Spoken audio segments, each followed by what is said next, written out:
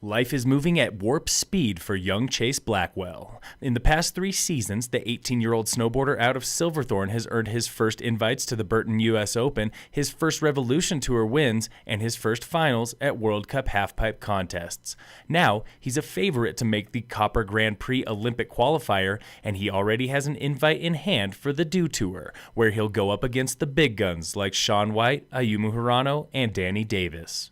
Before the start of Grand Prix qualifiers on December 7th, we caught up with Blackwell to talk about the season, the off-season, and why he won't exactly be bummed if he misses the Olympics this year. It just means more time for soul riding.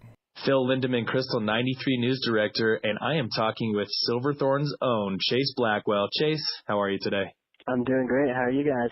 Doing good, and I know that you are kind of taking it easy, sitting back, relaxing, and it's the last day that you're going to have a chance to do that for a long time, starting tomorrow. Yeah, pretty much. You've got Grand Prix right on your tail. Talk about Grand Prix, first contest of the season. How you feeling about things? Yeah, I'm super stoked for it, actually. We've only had 2 practice days, like 2 3-hour days to get into the pipe because it's still pretty early season, but I'm feeling pretty confident about how I rode just in those 2 practices, and yeah, I'm pretty pumped to just kick things off. Yeah, to finally get out there and start competing. Were you doing much riding in the off season, or were you doing other things? Were you on the snow?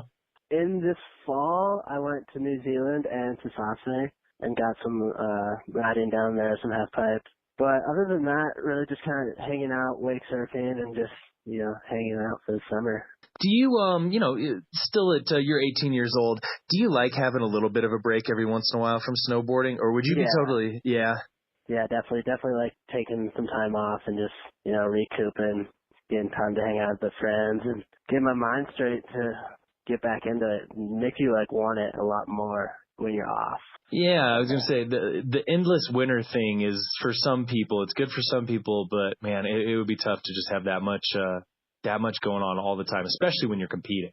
Yeah, exactly. Right. And then after Grand Prix, though, things are just keep on moving for you. You're heading to Dew Tour. First time ever, right? Yep.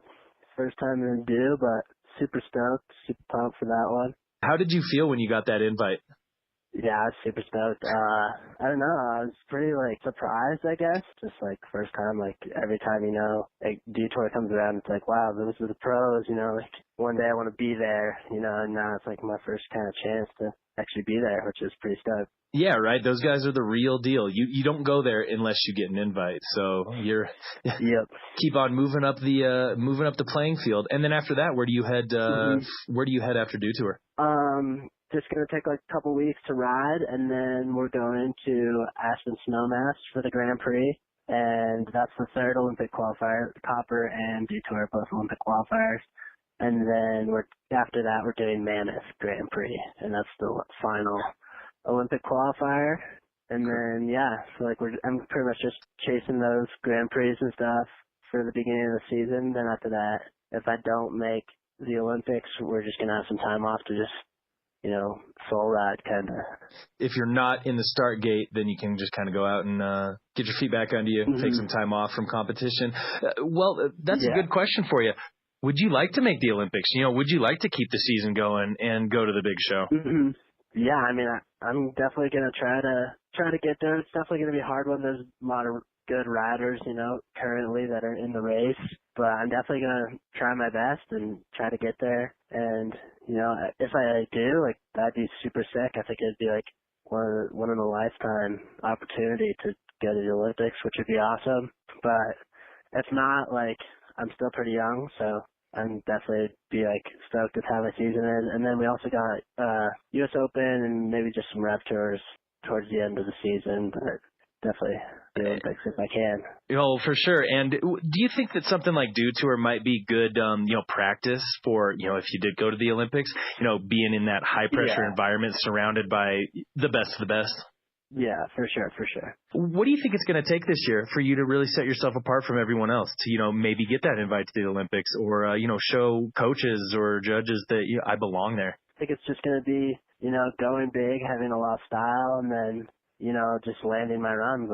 I definitely have, gotten some of the bigger tricks now. I'm definitely, in the playing field, but just got to land the runs. If you're not landing the runs, you're not getting the results.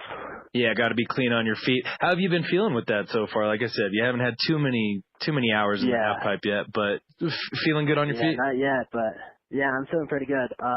Definitely when I was in Sauce Bay, like worked on it a lot, just repetition on all those tricks I've been doing. And then the first 2 days, like, got most of my stuff that I wanted to do from a run done. So I'm feeling pretty good. Cool. Well, always good to enter the season feeling good, and hopefully you just get better and better from here. Yeah, right on. Thank you. Of course.